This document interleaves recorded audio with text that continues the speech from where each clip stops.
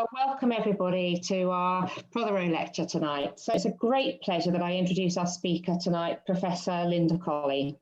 The Prothero is named after one of our former presidents, and it's always a real high point in our calendar. It is, of course, usually an in-person event held in Bloomsbury in the summer, and COVID and travel bans put paid to our usual format. Nonetheless, we are enormously grateful to our speaker for agreeing to an online version of the lecture. And the advantage, of course, is that we can welcome many friends from around the world who may have struggled to join us in person. Linda Colley is the Shelby M.C. Davis 1958 Professor of History at Princeton University, a long-term fellow in history at the Swedish Collegium for Advanced Study, a fellow of the British Academy, as well, of course, as a fellow of our own society. Now, I'm sure I'm not the only person in the audience tonight who first encountered Linda's work through her phenomenally important and influential Britons Forging the Nation. But this is, of course, just one small part of a much larger body of work looking at subjects such as politics, empire, nationhood and modernity, both in Great Britain and, of course, beyond. She has a new book, The Gun, the Ship and the Pen, Warfare, Constitutions and the Making of the Modern World, coming out in March 2021. And she's speaking to us tonight in anticipation of that with the following paper. What happens when a written constitution is printed? A history across boundaries. Linda, welcome, and over to you. Thank you so much, Emma. Hello, everybody. It's an enormous honor to be invited to give this lecture. Let me start with a seemingly familiar episode. Finally reaching a quorum on May the 25th, 1787, the 50-odd delegates of the Philadelphia Constitutional Convention embraced seclusion. Armed guards surrounded their place of meeting, the red brick State House on the city's Chestnut Street. Although that summer was typically humid and most of the delegates wore close-fitting uniform or formal dress, the windows of the State House were kept tight shut. As for the green-painted meeting room itself, no spectators were admitted and no journalists were allowed in to report. The delegates themselves were under instructions not to pass any information on to outsiders about their long and contentious debates. Not until September the 17th was a complete draft of a 4,500-word constitution for the United States able finally to be set down on 4 sheets of parchment. That same day, something of arguably even greater import occurred. A copy of this draft constitution was passed on to John Dunlap and David Claypool, proprietors of the American daily, the Pennsylvania Packet. 2 days later, on September the 19th, Dunlap and Claypool published the text in full on their paper's front page. By late October, it had featured in over 70 other newspapers. And by the end of 1787, there had been at least 200 different American printings of the draft constitution. Extracts from it were also increasingly filtering into newsprint and publications in other countries and continents. In this lecture, I want to investigate some of the consequences and meanings of these and later explosions of constitutional print, focusing on the years before the 1830s, but touching as well on developments since then. Now, written and engraved outlines of rules of government and codes of law were ancient growths in many cultures. But the notion that a written constitution should, in the words of a Victorian journalist, be broad, explicit, and complete in itself, a discrete document possessing special status, outlining both the workings of a polity and certain rights, was a much later development. Only from the mid-18th century did political texts of this type begin proliferating at a persistent rate. The US Constitution was not the first. Gustav III of Sweden, for instance, issued his form of government in 1772, explicitly endorsing the idea of a written constitution acting as a fundamental law. Nonetheless, the impact of the text crafted at Philadelphia in 1787 was unprecedented, and not simply because of its content or because it had emerged out of a major revolutionary struggle and ultimately a global war. It's suggestive, I think, that the new United States resembled Sweden in possessing both exceptionally high levels of literacy, at least as far as whites were concerned, and a rapidly expanding print sector. American newspapers alone doubled in number between 1760 and 1775, and doubled again by 1790.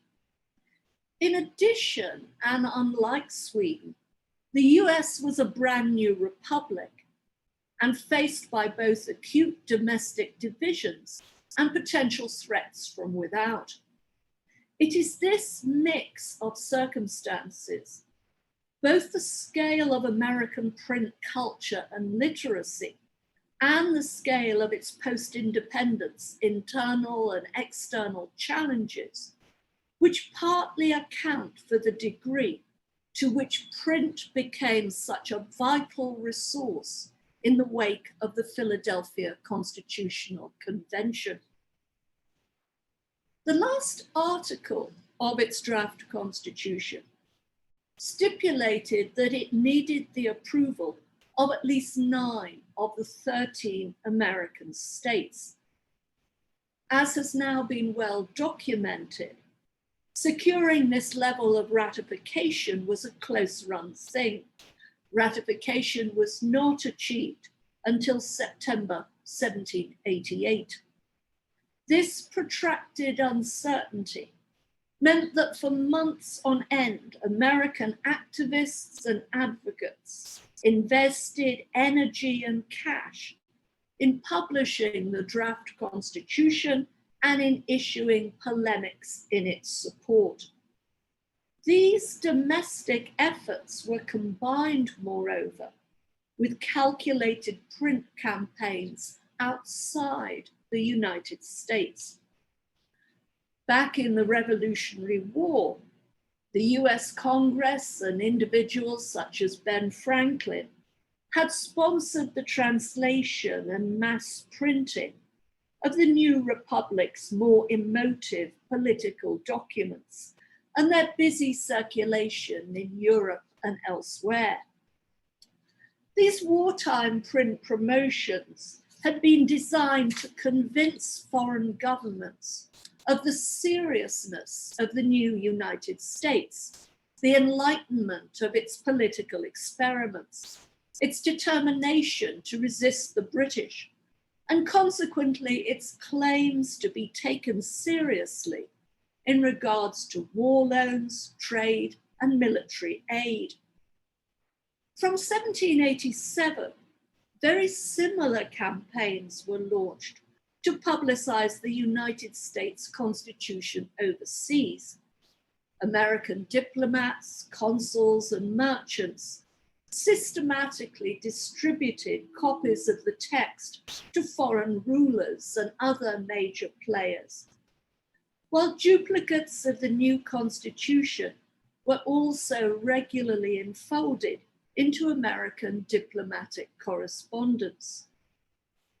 The official thinking behind these efforts was that powerful actors in foreign spaces would be impressed by the provisions of the new Constitution and persuaded by them that the United States was now constructing a more effectual central government.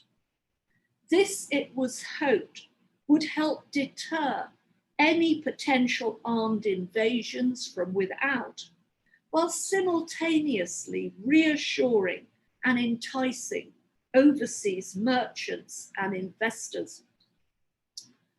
These more official distributions of the American Constitution overseas were always swamped in volume, however, by foreign-based commercial print media. In this regard, the United States benefited from the very empire it had rejected. There were naturally old and close links between American printers and publishers and their counterparts in Ireland and Britain. Because of this and the commonalities in language, printed material issued in the United States regularly crossed over the Atlantic. The text of the draft Constitution featured in some London papers just 5 weeks after its first appearance in the Pennsylvania Packet. Since London was the world's biggest port with the largest mercantile marine, incoming American print material was frequently also shipped onwards from there to other parts of Europe, to Asia, West Africa, South America, the Caribbean, and ultimately to sectors of the Pacific world. Other European carriers, notably those of France, also worked at disseminating the American Constitution in different locations. But what about those on the receiving end? What were the long-term effects of so much published material on American constitutionalism, relentlessly crossing land and maritime boundaries? Now, there's no doubt that in the wake of the American Revolutionary War, which had itself commanded wide international attention, the extensive coverage given to the work of the Philadelphia Convention helped both to disseminate the idea of a single document constitution and to advertise the tactical advantages of a close relationship between political texts of this sort and abundant print. One sign of this is the reaction of political opponents. From the 1780s, conservatives in Britain and in some of the German lands increasingly began to refer dismissively to paper constitutions. Paper constitutions. Paper, of course, being the essential fuel of a printing press. There's no doubt, too, that over the long 19th century, the US Constitution would be far more widely reproduced across continents than the American Declaration of Independence. In part, this was because outside of the Americas, declarations of independence remained sparse phenomena until after the First World War. Written constitutions, by contrast, spread at an exponential rate, penetrating by 1914 into every continent barring Antarctica. Given its celebrity and, crucially, its capacity to endure, the American Constitution was regularly reissued in multiple languages, in part so as to serve as an aid and encouragement to constitution writers working elsewhere. Thus, in the revolutionary year of 1848, when a new constitution for France was in process, at least 8 new French translations were published of the US Constitution. Now, at times, these high and wide publicity levels resulted in other countries borrowing political provisions from the US Constitution. More widely, though, the publicity achieved by this Constitution encouraged emulation elsewhere of some of those print strategies that Americans had used in order to advance their own document. One sees both of these trends at work in regard to the Constitution issued in 1811 in Venezuela, the first South American region to declare independence from Spain. At one level, Venezuelan activists appropriated some of the content of the US Constitution. After invoking God, their own text begins, "We, the people of the states of Venezuela."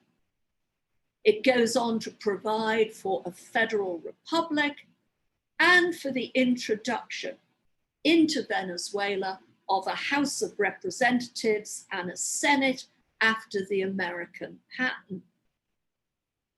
But as happened in many other politics, both in and outside South America, Venezuelans also borrowed the American tactic of compiling print portfolios of their constitutional documents and disseminating these in print in the hope of influencing and reaching opinion overseas.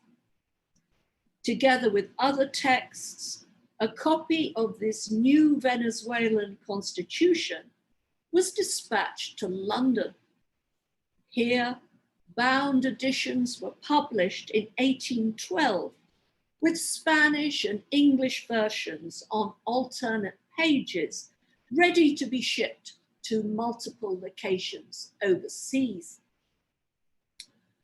Like US legislators after 1787, those compiling this Venezuelan portfolio understood that published constitutional texts could function as a lot more than instruments for purely domestic law and governance.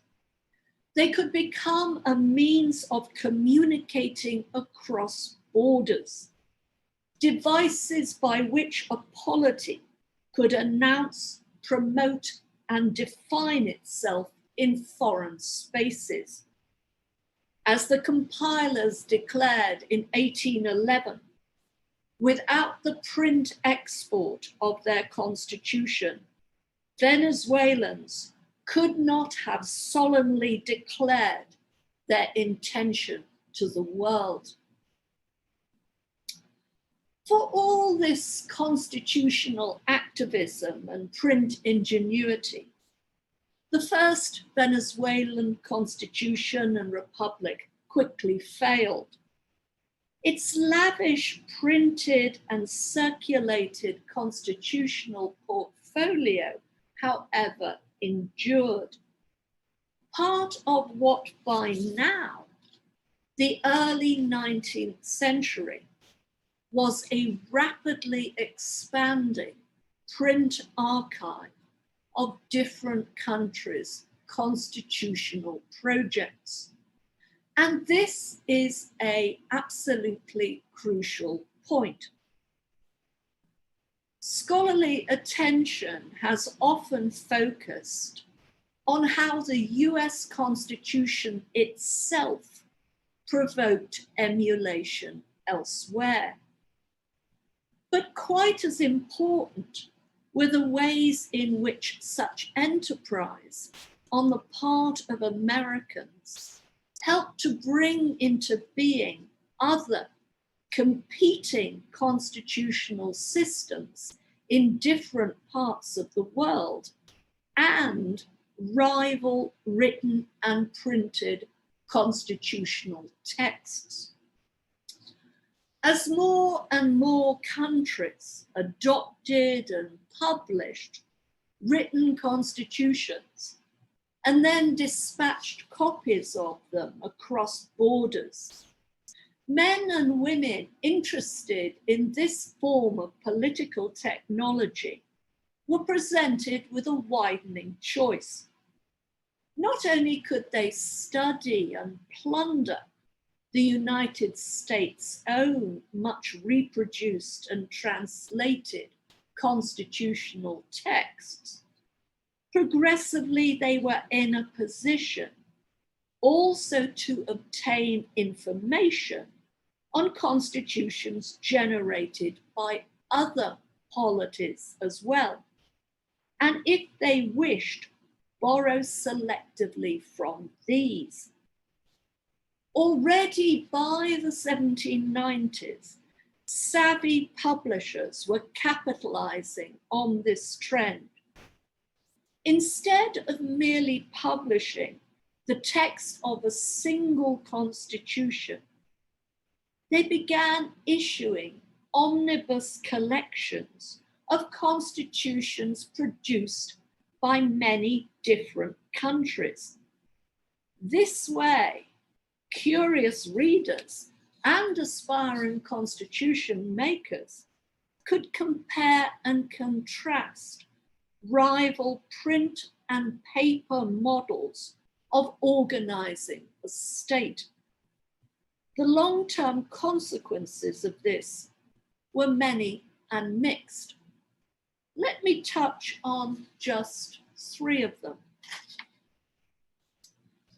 First, and this is one reason why cultural and literary scholars should pay more attention to constitutions, the growing print availability, not simply of individual texts of this sort, but also of compendia of different constitutions, led to a rise in what can be styled informal or amateur constitution writing. It became more common for private individuals possessed of sufficient literacy, time, and enthusiasm to embark on and sometimes publish their own attempts at a written constitution for real or imagined locations, just as they might embark on writing a novel or a piece of journalism. And there are all kinds of overlaps between these different literary forms. Note, however, that before 1914, this appears to have been a highly gendered cultural and political practice. Women occasionally attempted declarations of rights and wrote and published constitutions for charitable bodies. But there are, as far as I know, few examples before the First World War of women designing these kind of unofficial political constitutions, even in the privacy of their own homes. And of course, women, unless they're monarchs, are in no position to generate official political constitutions before the First World War.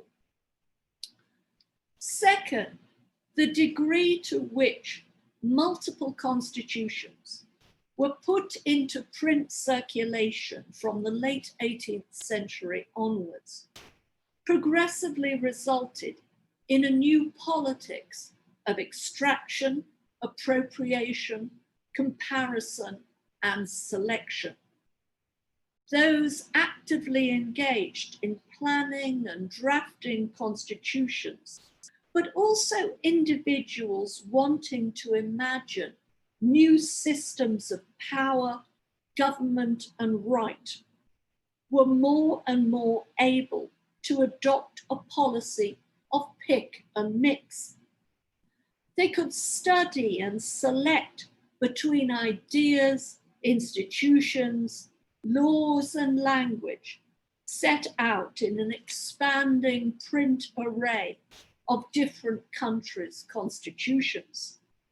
They could then meld and combine these borrowings and inspirations with their own indigenous ideas and legal and political practices.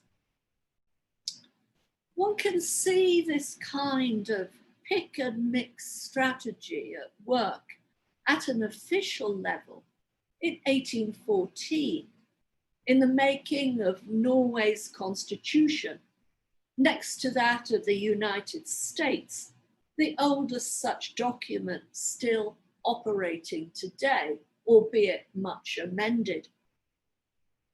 As a Victorian jurist spotted, there were borrowings in this original 1814 Norwegian text, and in some cases verbatim translations from the French revolutionary constitutions of 1791, 1793, and 1795, the US Constitution, the Polish Constitution of 1791, the Dutch Constitution of 1798, the Swedish of 1809, the Spanish of 1812, and more. It was like a patchwork quilt, if you like.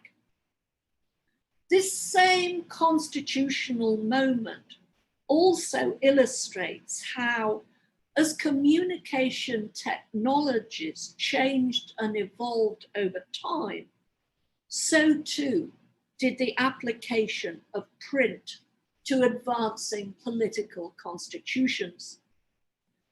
Not only did Norway's politicians provide for copies of their constitution to be put on sale in the country's widening range of post offices, they also recommended that individual Norwegians should paste pages from these print copies on the interior walls of their houses, thereby aiding insulation and quite literally helping to domesticate the terms of this Norwegian constitution.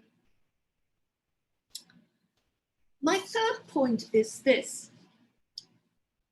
Made up of words, written constitutions were perfectly positioned to be reproduced infinitely and in different languages by means of print, a prime reason why these devices have become almost universal. But since these were political texts, they were always, of course, subject to multiple readings and interpretations, even in their country of origin. Once translated and issued in other countries, constitutions tended to become still more volatile, lending themselves to multiple uses and readings. Take the way in which the Plan de Iguala of February 1821 was retooled in different locations by those contending against modes of empire. This text, the Plan de Iguala, was originally issued as a blueprint for the government of a future independent Mexico. But its 12th clause especially proved eminently exportable and malleable. All the inhabitants of New Spain, without any distinction of Europeans, Africans, or Indians, are citizens of this monarchy and eligible for every office according to their merit and virtue. Once translated and set in motion, this section of the plan was sometimes adopted and adapted by those pressing for wider political rights for all males, irrespective of religion, skin color, ethnicity, or colonial status. Thus, in the autumn of 1821, an English language version of the Plan de Iguala was published in the Connaught Journal, a liberal Catholic newspaper, which promptly offered its own interpretation of the plan's lessons for Ireland. How profitable a moral might our own country derive from this example, declared the paper's editor. Ireland would not now exhibit a scene of wretchedness and despair if that conciliatory spirit which dictated the 12th article of the Mexican Constitution pervaded the councils of our statesmen and legislators. By 1822, this kind of gloss on the wider significance of the Plan de Iguala had reached Calcutta, already one of the world's centers of print. Along with translations of other South American constitutions, extracts from the Plan de Iguala were published in the Calcutta Journal, the Indian subcontinent's first daily newspaper. Its radical owners, the Englishman James Silk Buckingham and Ramahan Roy, a high-status Kulin Brahmin from Bengal, chose to highlight the self-same clause that the Connaught Journal had earlier found so compelling. All the inhabitants of New Spain, without any distinction of Europeans, Africans, or Indians, are citizens of this monarchy and eligible in every office according to their merit and virtue. The word Indians obviously meant something very different in Calcutta than in Mexico, and this was the point. For Roy and Buckingham, the Mexican Plan de Iguala offered useful ammunition for some of what they wanted to achieve within the Indian subcontinent itself. Not an end to rule by the British East India Company, which at this stage seemed to most dissidents beyond possibility, but rather reforms in the company's government and an altered British Empire in which, without any distinction of Europeans or Indians, all groupings might be treated according to their merit and virtue. By this stage, the 1820s indeed, some optimistic observers were already envisaging a world in which, primed by print, written and reforming constitutions might become ubiquitous.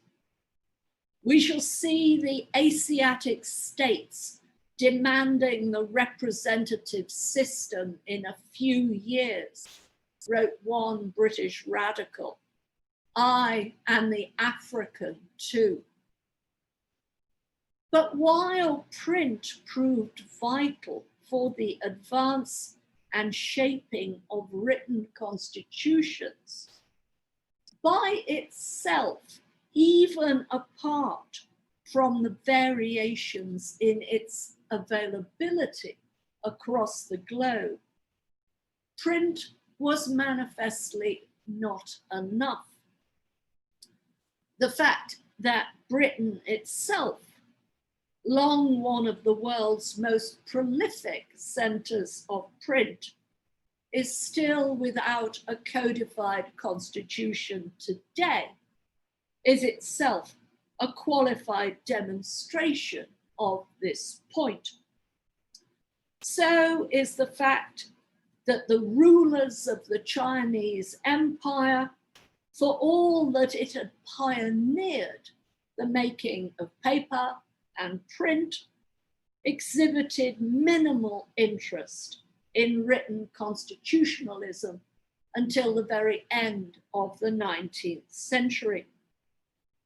Print, in other words, was invaluable for the evolution, workings, and effectiveness often of written constitutions.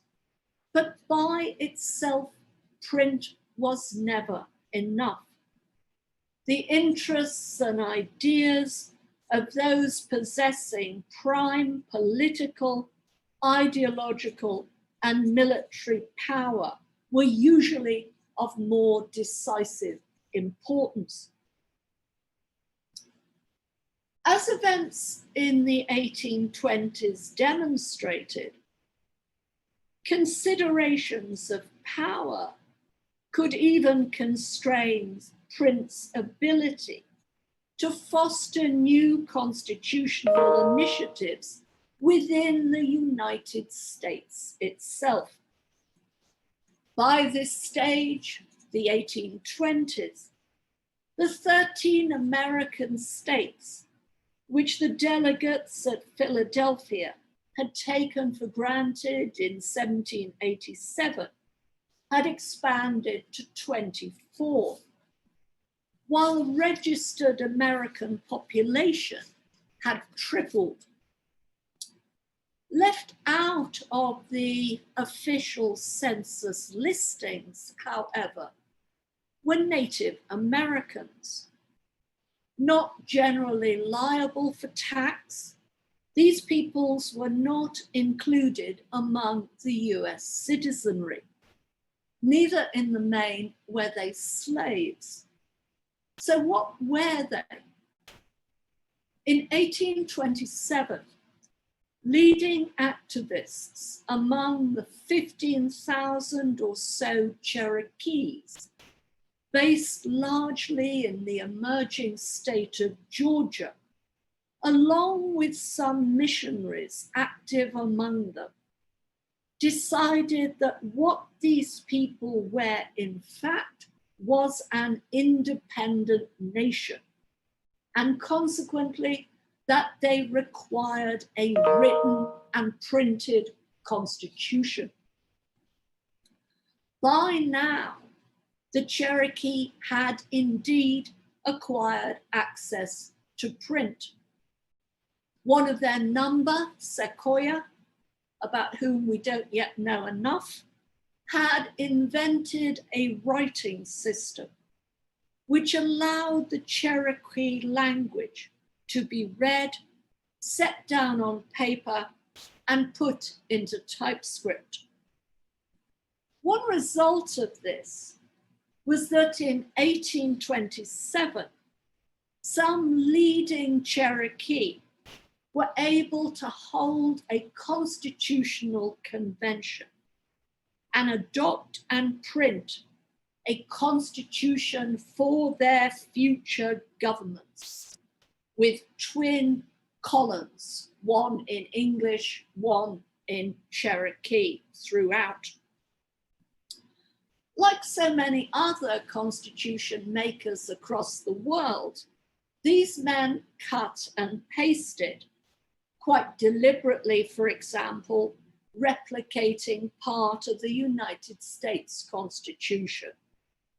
We, the representatives of the people of the Cherokee Nation, in convention established, is how their constitution begins.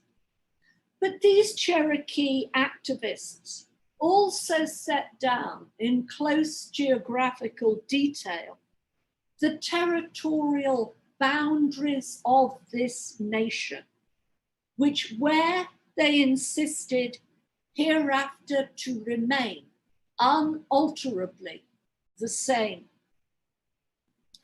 But neither this particular vision of the land nor the Cherokee claim to be a free and distinct nation with the right to govern itself worked.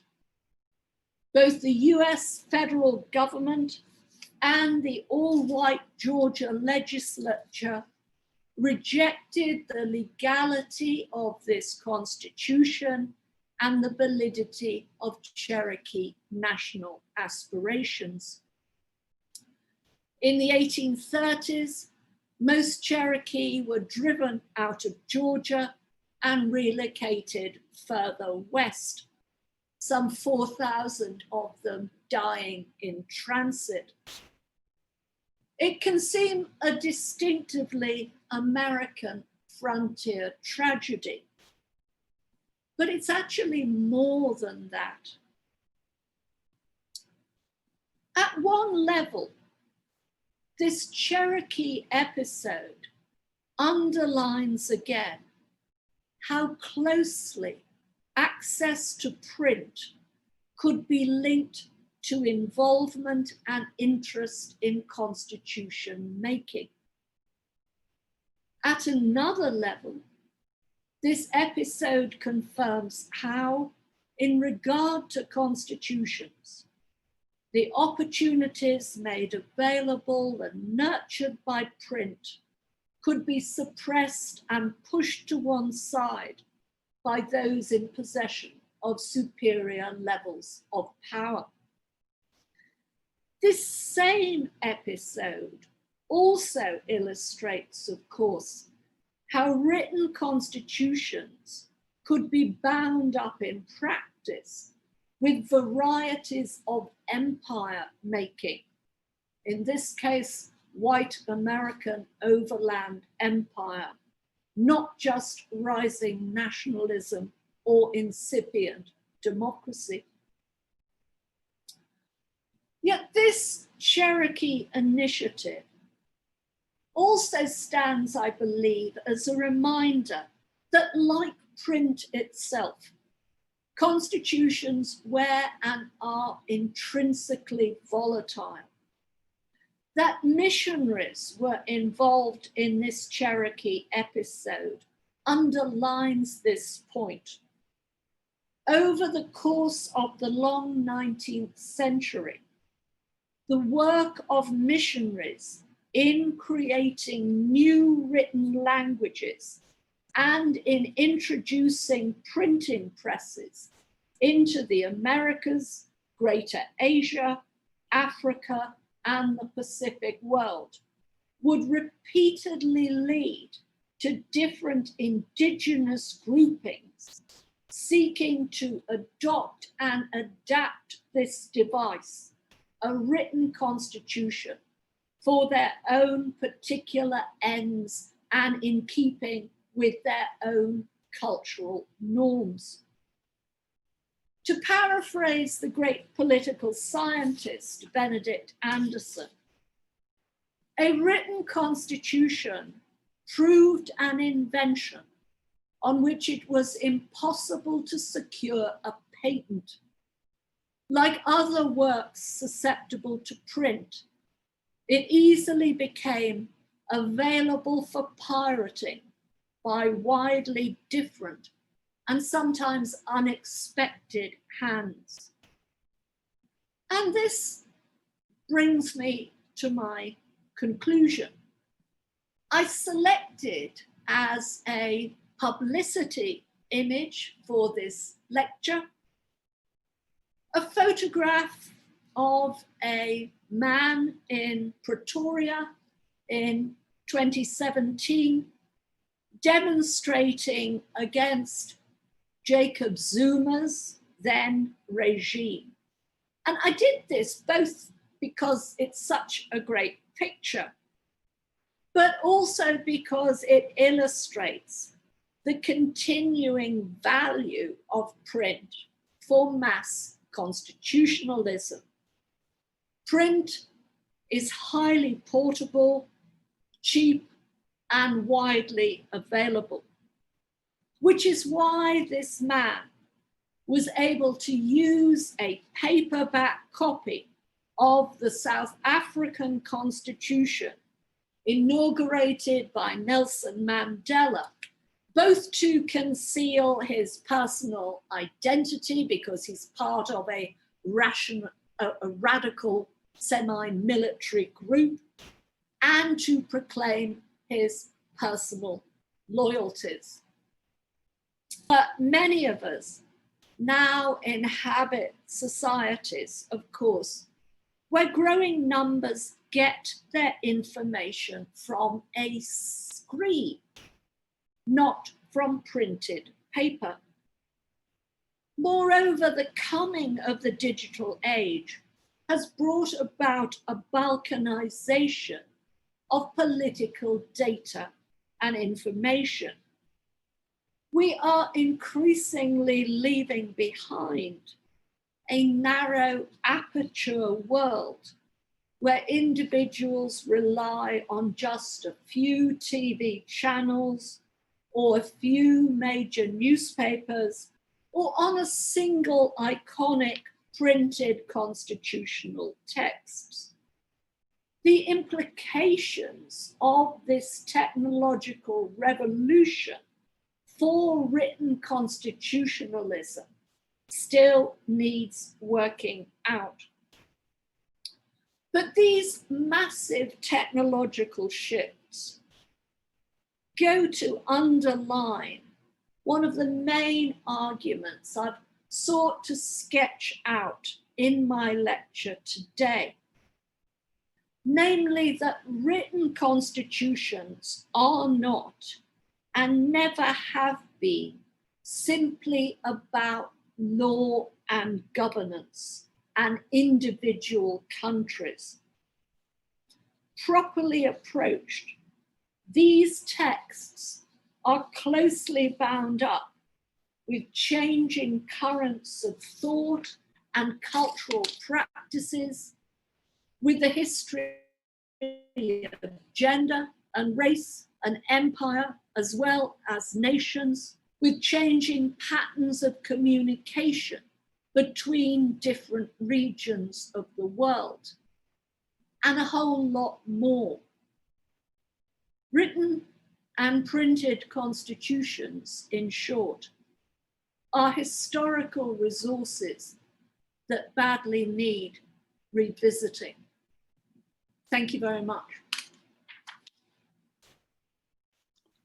Thank you very much indeed, Linda. That was an absolutely fascinating lecture. I see some claps going up in the screens. We've just opened the chat. We'll take a minute just to turn around so that people can put their questions in and Linda can get a glass of water. Do please put your comments in the chat. We'll stay online, but we'll get asking the questions in a minute or so. So please share your questions with us.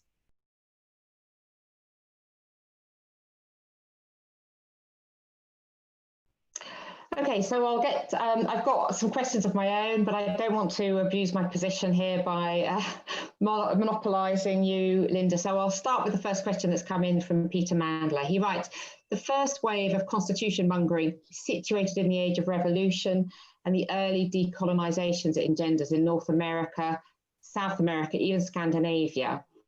Can you say anything about how different is the circulation of constitutions in another wave of decolonisation after the Second World War? happy to kind of draw a connection between the earlier and the later periods there. Well, first of all, I think we should be careful not to endorse absolutely American exceptionalism. It seems to me that the tempo of written constitutional creation anticipates the American Revolution. I mentioned the Swedish example, but one could also refer to the Corsican Constitution of 1755. I think what the great parallel is between the so-called age of revolution, which, as I say, I'm slightly queasy about, because I don't think it's just an age of revolution. More pertinent, I believe, as a driver for new constitutional creation is often war. And obviously the divide between war and revolution is often a porous one. But over and over again, and of course that's partly why you get such a flux of constitutions after the First World War and after the Second World War, because in both of those wars, you get the collapse of certain empires. The Austrian Empire, the German Empire in the First World War, and of course the Russian Empire critically, and the decline of the remaining European maritime empires in the Second World War. And after each of those big wars, you get a proliferation of new states which evolve constitutions. And you see that happening after the French Revolutionary and Napoleonic Wars also. Old states being smashed, new states emerging, new imperial polities being created, and a surge, therefore, in new constitutional invention. Thank you, Linda, so much. I just the thing that came to mind, I was interested that Peter's kind of taken it forward into the 20th century. The thing that really kind of came to my mind was, I wonder if you could say something about why things are triggering as they do, because I mean, you're obviously linking it in some ways to the rise of the printing press. I thought the Chinese example was really interesting. And yet in some ways, there's a kind of a mismatch between the availability of print technology and this huge interest in printed constitutions. And I just wonder if you could say something about why these developments emerging at this particular kind of moment in history, and not earlier, I guess.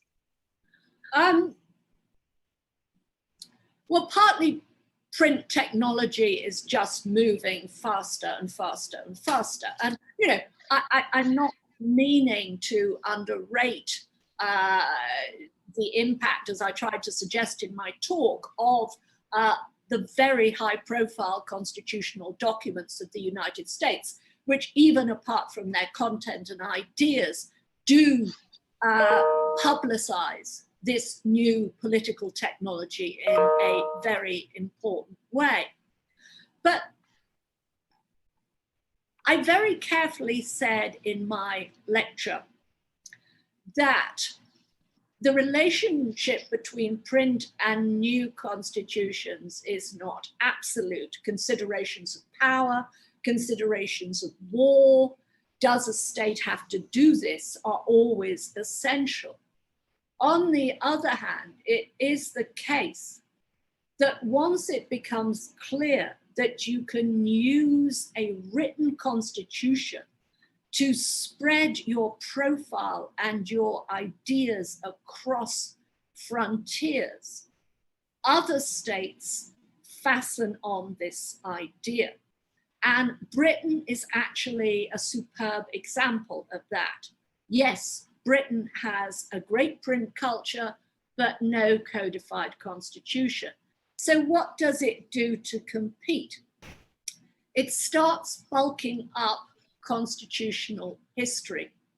A Princeton University graduate, so this is not me, somebody else, did research and found that between the 1820s and the 1920s, if you look at publications from Oxford, Cambridge, and London in the British Library, there is a 20-fold increase in the number of titles containing constitutional history. And this was the way that the British struck back. They used their print industry, which was huge, and of course spread into their empire, to export these constitutional histories, which developed this cult of British constitutional history and achievement.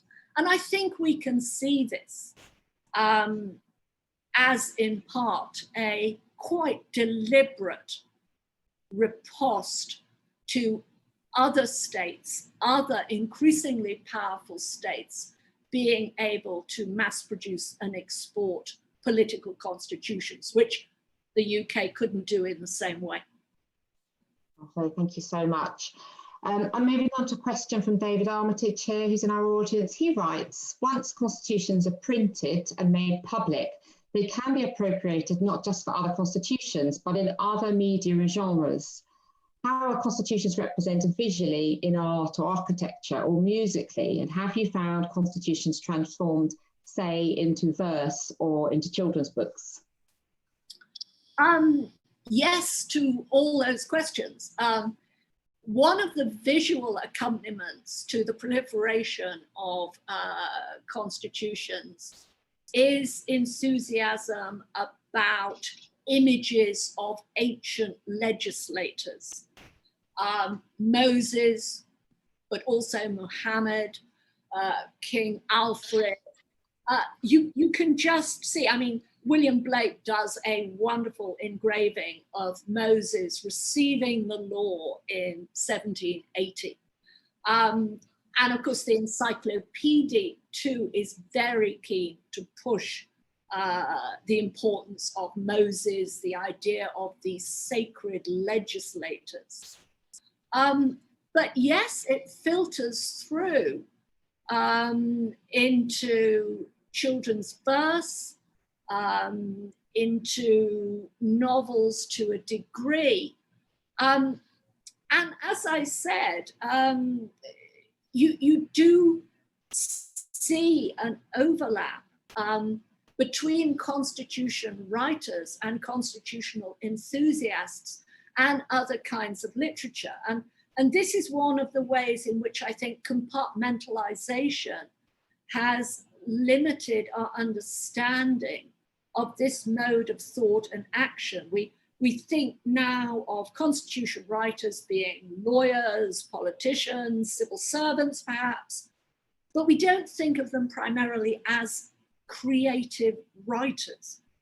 But many of these people did multiple kinds of writing. So for example, one of the figures who's intimately involved, he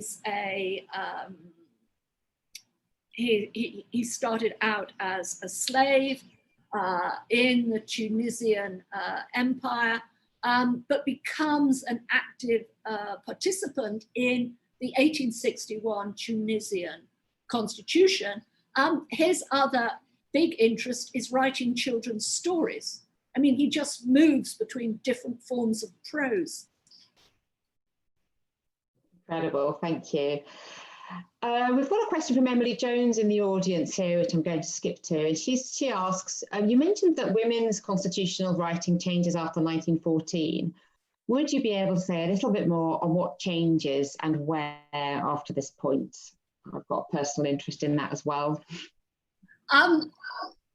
I would like to know a lot more about that.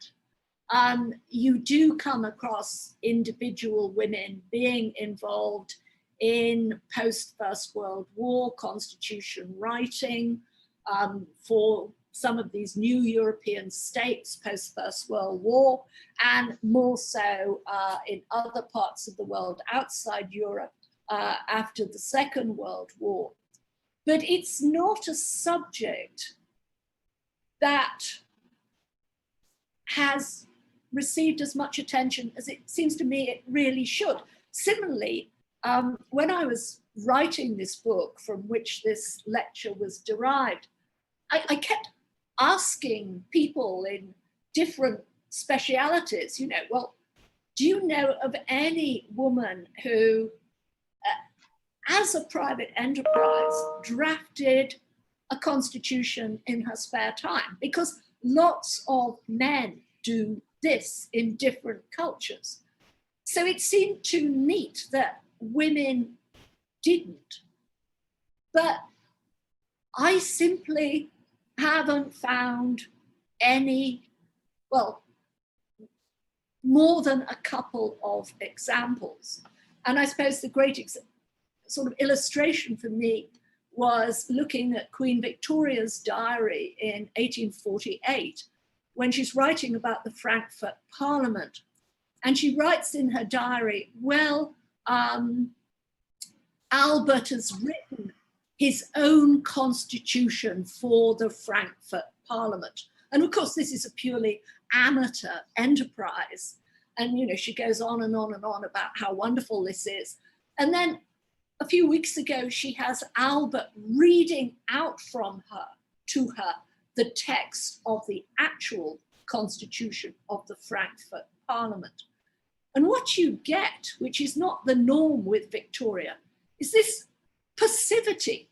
She doesn't say, oh, I think I'll draft a constitution for the Frankfurt Parliament too.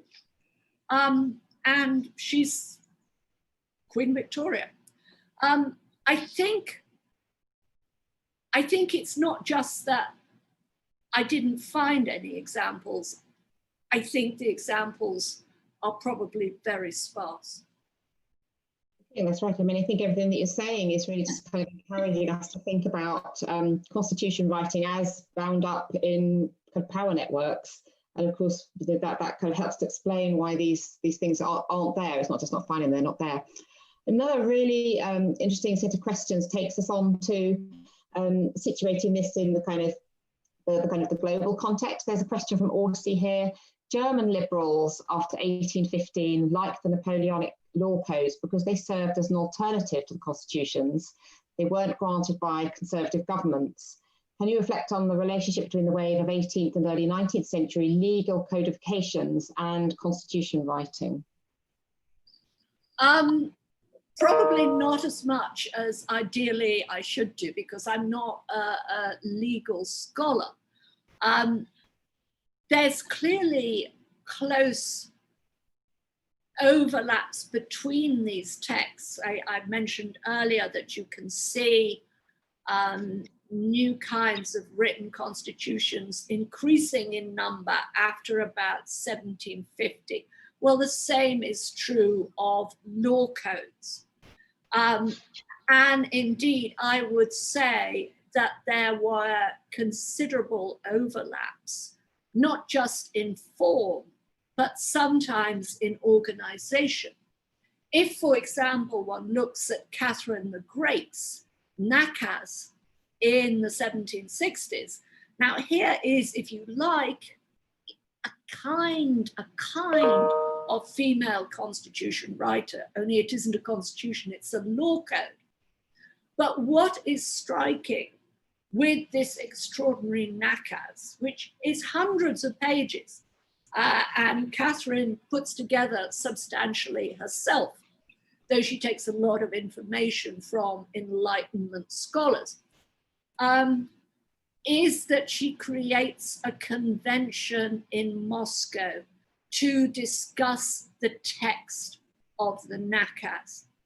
And she holds elections throughout Russia in which propertied women can vote, to elect delegates to come to this legislative commission and convention to discuss the terms of the nakaz. She then, once this has happened, has the nakaz issued in multiple translations, again, so as to boost her reputation, to boost the image of Russia, and to have this legislative achievement reach to other countries. So I think if we're looking at law codes and constitutions, there are all kinds of overlaps and cross-fertilizations that we need to consider. Thank you. And in fact, I'll just, there's a question that works quite well as a follow-up to that, coming in from Paul Reedman. And he's asked, could you say a bit more about the process of translating constitutions across linguistic boundaries? Of course, you touched on that just a moment ago, but I wonder if we could hear more about that. Yes, and again, it would be nice to know more about that,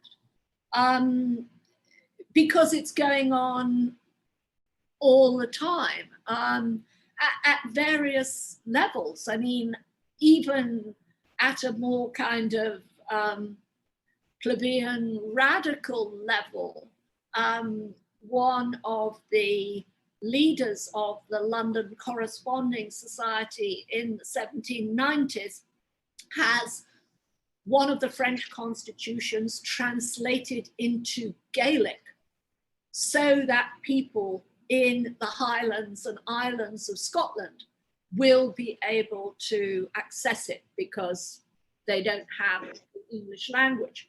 Now, one would like to know how he did that and who was the person who translated into Gaelic. I haven't found, the manuscript doesn't say. But what I can say is that very often with these translations, you see the translator inserting his own interpretation and wished for vocabulary into his or her, and it's usually his text, subtly or not so subtly changing the meanings.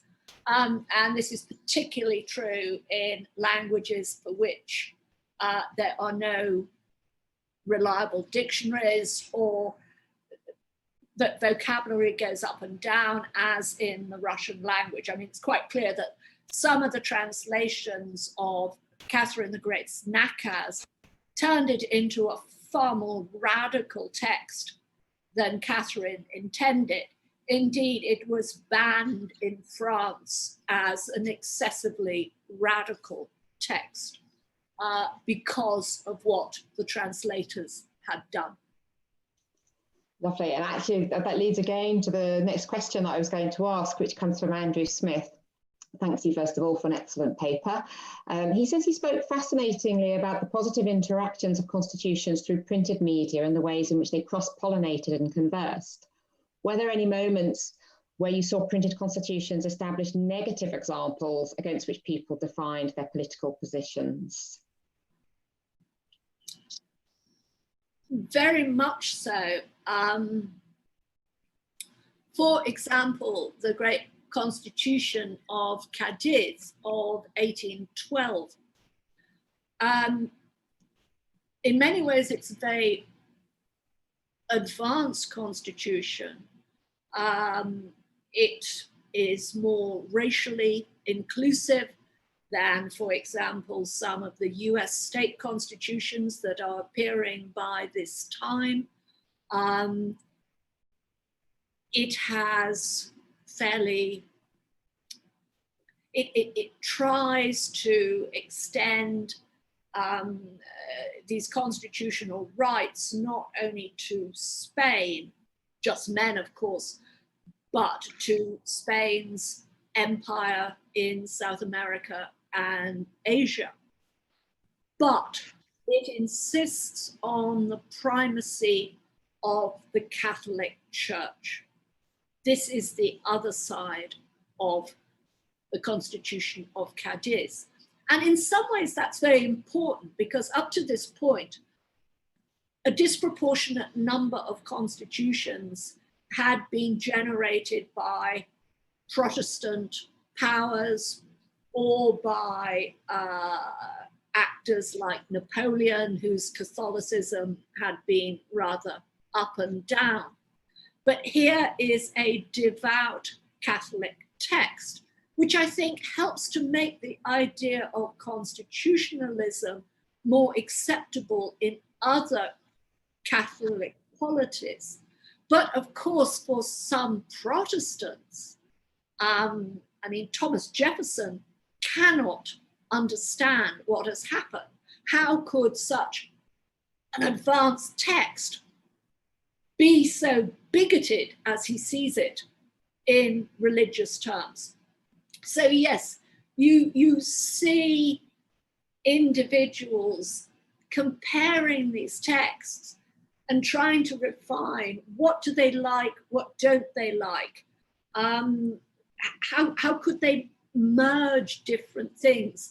And once Western texts, so-called, move outside the West, you find that even more when Japan creates its own constitution in the late 1880s.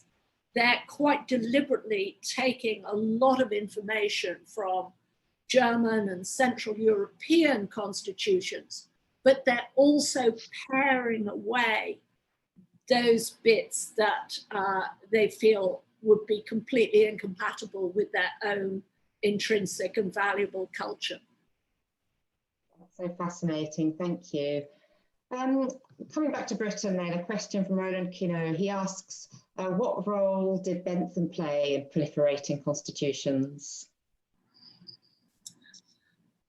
Not as much as he would have liked, I suppose, is one answer. But yes, Jeremy Bentham is a terribly important figure.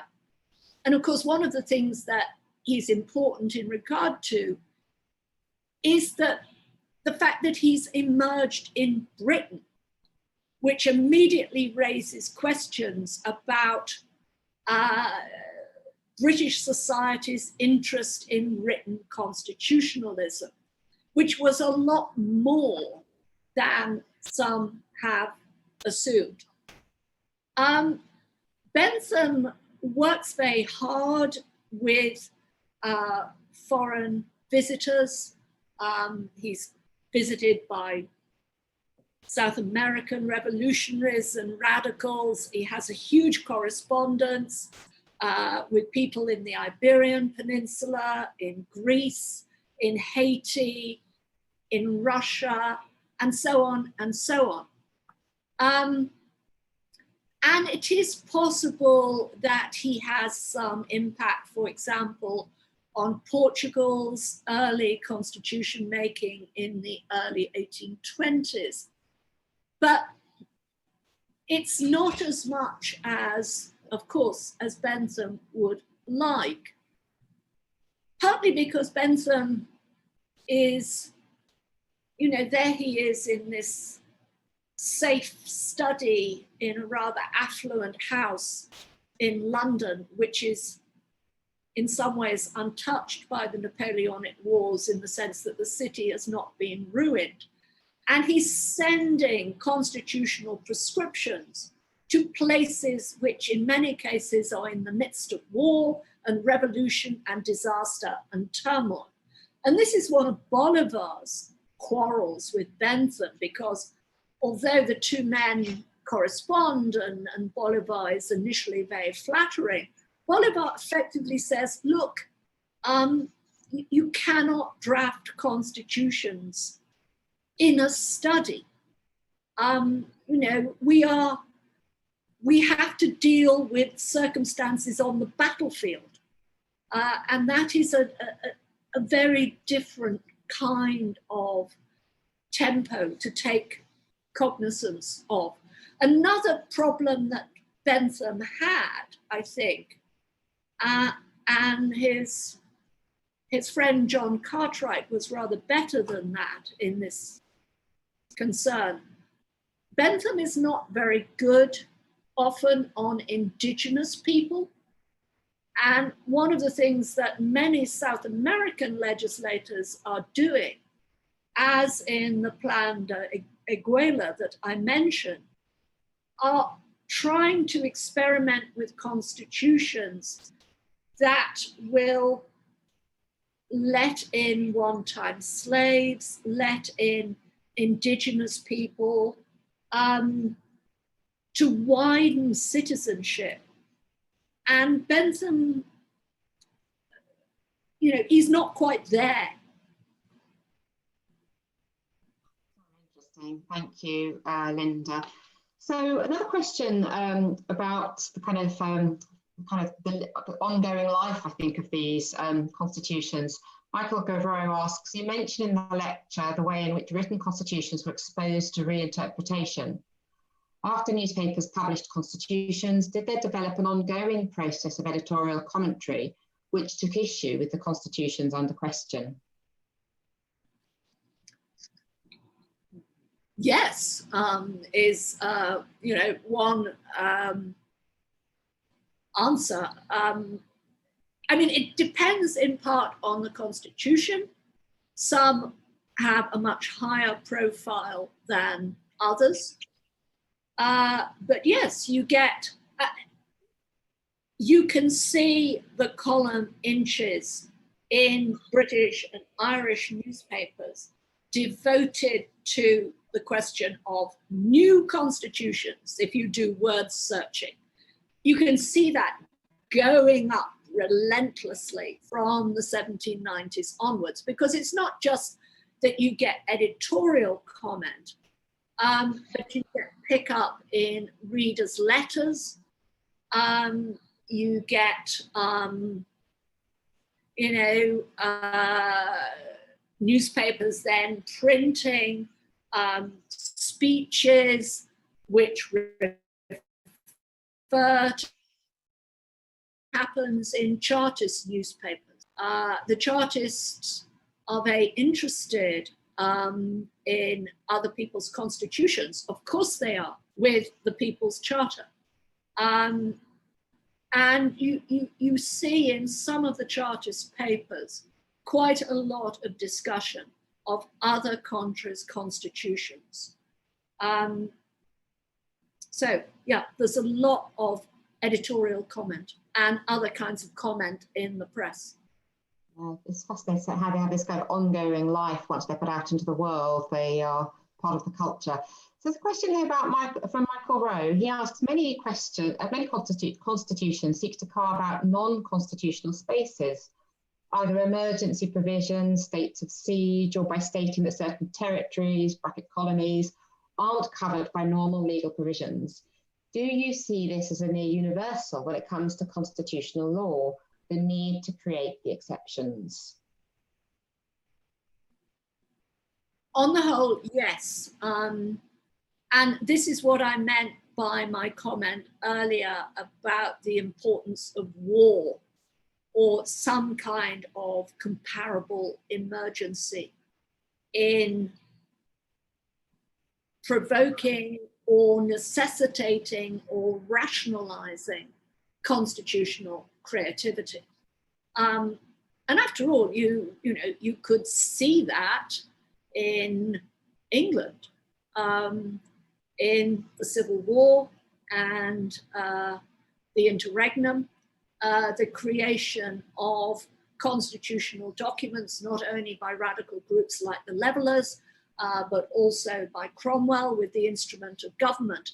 When you have a major emergency that really convulses the state and that may bring into being new elites who have to justify their position, then very often you get a new constitutional text.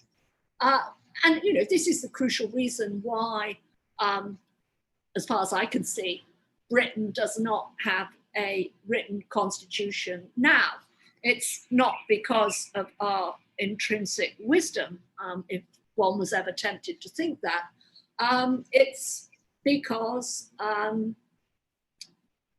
in many ways, this has been a relatively stable polity. Of course, if Scotland acquires its independence, I would suspect that we might have all kinds of new constitutional writing and rewriting in these islands, but that's the future, not the past. Thank you very much, Linda. And oh yeah, we've got some thanks coming in through the chat. I think that really wraps up our evening's entertainment today. Linda, I'd like to, on behalf of everybody here at the Royal Historical Society, offer our really heartfelt thanks to you for providing such a fascinating paper. I think it's always the hallmark of a paper when it gets you thinking about things that you thought you knew everything about or that there was nothing to know about, and you just really encouraged us to take what seems obvious and really think about it and reflect on it in new ways. So thank you very much. This is me clapping on my own. I think some claps are going up. Unfortunately, we can't really get the atmosphere on a Zoom screen, but we'll do the very best that we can. And apart from that, it just rests with me to say thank you very much to our audience for coming and joining us here tonight. And I hope to see as many of you as possible at another RHS event in the near future. Thank you and good evening. Thank you very much. Take care. Bye-bye. Bye-bye. Thank you.